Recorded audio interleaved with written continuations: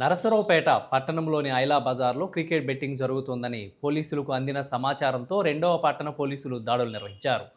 షేక్ కాషింషా నివాసంలో బెట్టింగ్ నిర్వహిస్తున్న 6గురిని పోలీసులు అరెస్ట్ చేశారు.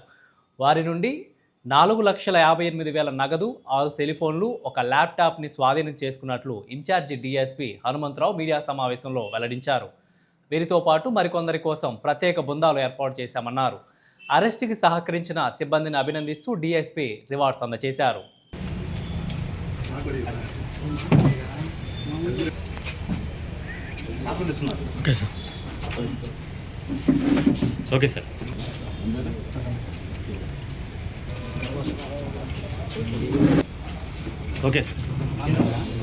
సాయంత్రం సమయంలో 8 గంటల కంటే ముందు 2 టౌన్ సిఐ గారికి ప్రభాకర్కి రాబడిన సమాచారం మేరకు మరియు స్పెషల్ బ్రాంచ్ వారి సమాచారం మేరకు మా పల్నాడు జిల్లా ఎస్పీ గారి ఉత్తర్వుల మేరకు నిన్న సిఐ గారు వారి స్టేషన్ ఎస్ఐలు ముఖ్యంగా హరిబాబు, యష్నా మరియు మా ఎస్బి సిఐ గారు, షఫీ ఎస్ఐ గారు వీళ్ళందరూ కూడా కానిస్టేబుల్ సహకారంతో ముద్దాయిల్లో ఒకరైన షేక్ కాషింషా సన్ ఆఫ్ సైదా, ఐలా బజారు, నరసరావుపేట పట్టణం, ఇతని ఇంటి వద్ద క్రికెట్ బెట్టింగు ఈ ఐపీఎల్కి సంబంధించి జరుగుతున్న సమాచారం మేరకు వెళ్ళి రైడ్ చేయడం జరిగింది. అతని ఇంట్లో రైడ్లో ఈ 6గురు వ్యక్తులు ఉన్నారు. ఇందులో ఈ 6గురు వ్యక్తులు కూడా ఎవరు బోర్డులు పెట్టేసి సెల్ ఫోన్ల ద్వారా నడిపిస్తూ ఉన్నారు.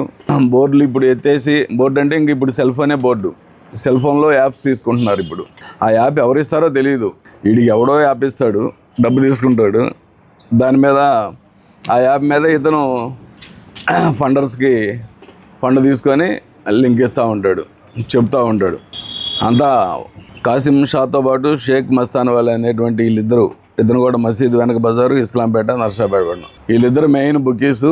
వీళ్ళ యాప్స్ ఈ కింద చెప్పబడినటువంటి పసుపులేటి నాగరాజు కానీ, సికా చక్రవర్తి కానీ, షేక్ రఫీజాన్ కానీ, పతేలా వెంకటేశ్వరరావు, వీళ్ళందరూ కూడా వాళ్ళ దగ్గర యాప్స్ తీసుకొని ఈ ఫండర్స్ దగ్గర నుంచి ఫండ్ తీసుకొని వీళ్ళ దగ్గర లింక్ తీసుకొని చెప్తూ ఉంటారు అన్నమాట.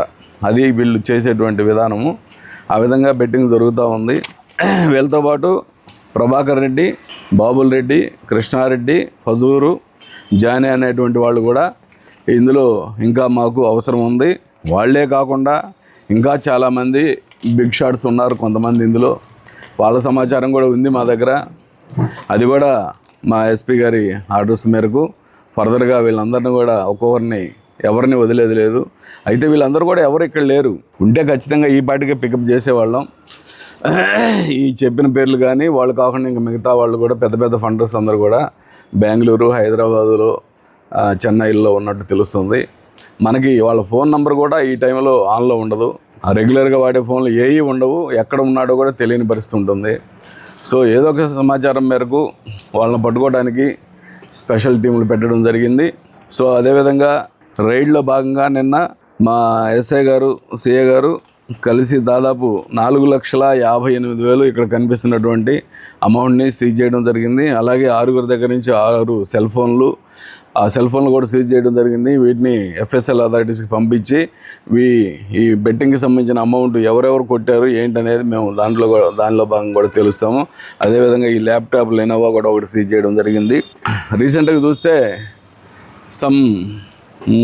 వీరాచారి బ్రహ్మాచారి అనే ఒకతను శేఖర్ ఆచార్య అంటారు బహుశా అతను రీసెంట్గా దర్శి పోలీసులు కూడా అరెస్ట్ చేశారు అతన్ని. యాక్చువల్గా అతను నరసరావుపేట పట్టణం అని చెప్తున్నారు.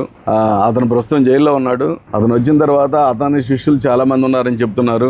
అతను బయటకు వస్తానే అతని శిష్యుల్ని, అలాగే ఇప్పుడు ప్రస్తుతం మా టీములు కూడా హైదరాబాదు, బెంగళూరు తిరుగుతూ ఉన్నారు.